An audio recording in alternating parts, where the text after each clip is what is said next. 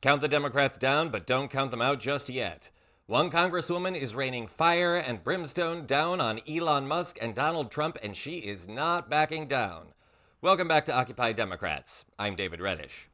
So, in an administration plagued by controversy and chaos, one factor has sounded an alarm, perhaps heard above all others. It comes down to a simple question.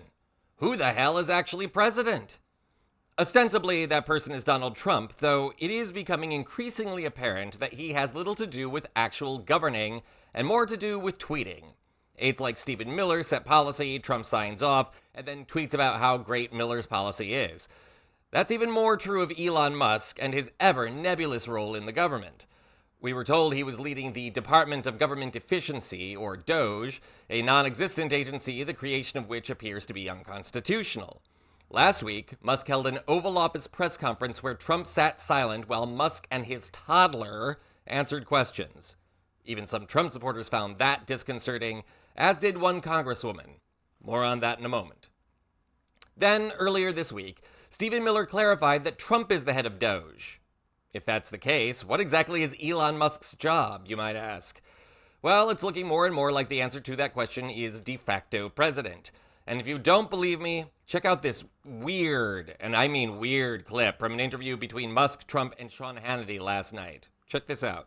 Your task now, and I pray to God this is successful. I really do. I wish you Godspeed. Godspeed, John Glenn. It's going to be, by the way. I really believe but there are because the country's going to do well beside this. This is cutting. We're only talking about cutting.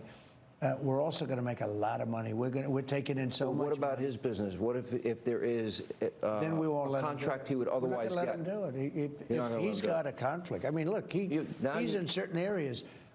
I mean, I see this morning. I didn't know, but I said, do the right thing. Where they're cutting way back on the electric vehicle subsidies. Yes, they're cutting back. You lose. Not only cutting back. Hurt you. Correct. Yeah. Now, you don't care. I won't tell you.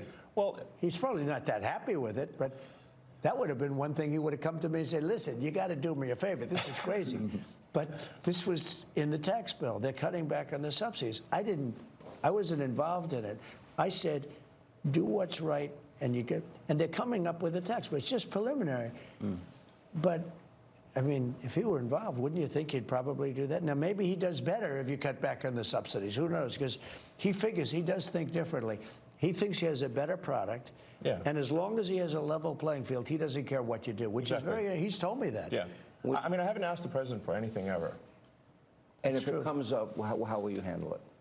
Well, he won't be involved. Yeah, I'll recuse myself if it is. If there's a conflict, he won't be involved. Yeah, I mean, I wouldn't want that, and he won't want it. Right, and obviously I'm getting a sort of a daily proctology exam here. It's not like I'll be getting away from something in the dead of night. Welcome to D.C. If you want a friend, get a dog. Well, I would say it's good to see these guys still in the romantic spirit of Valentine's Day, but it's creepy. And what was with that comment about the rectal exam? I don't want to think about that between these two.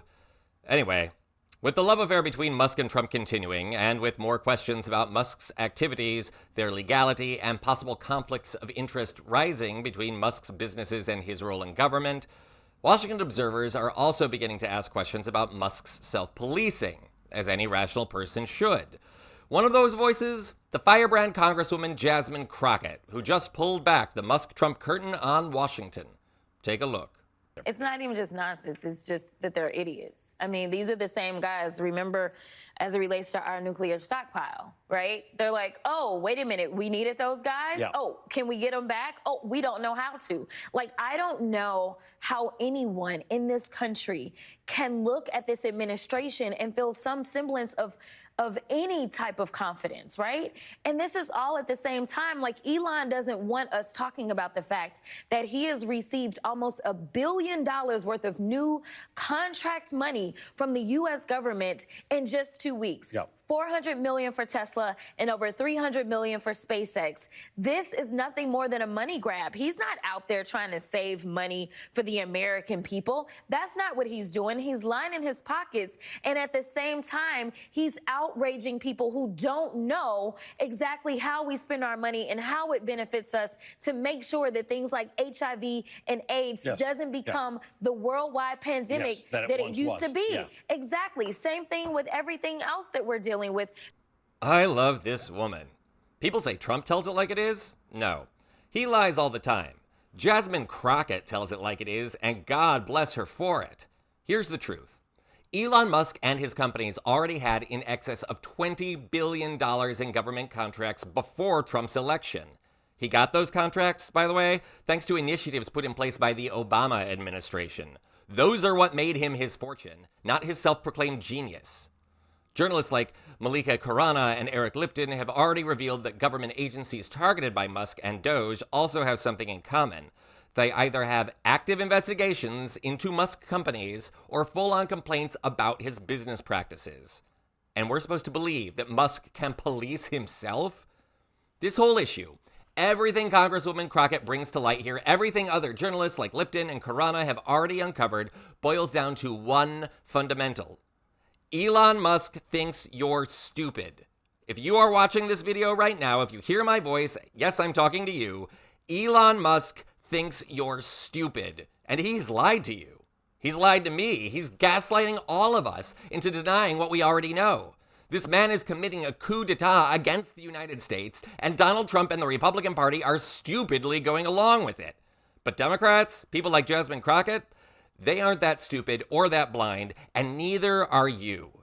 Call your representatives, regardless of their party affiliation. Make it clear, use your voice to say Elon Musk has no business meddling in the government of the United States, and demand a full-on congressional investigation into his actions at Doge. This is our country, and Elon Musk has taken enough from it already. It's time to cut out his government waste. I'm David Reddish.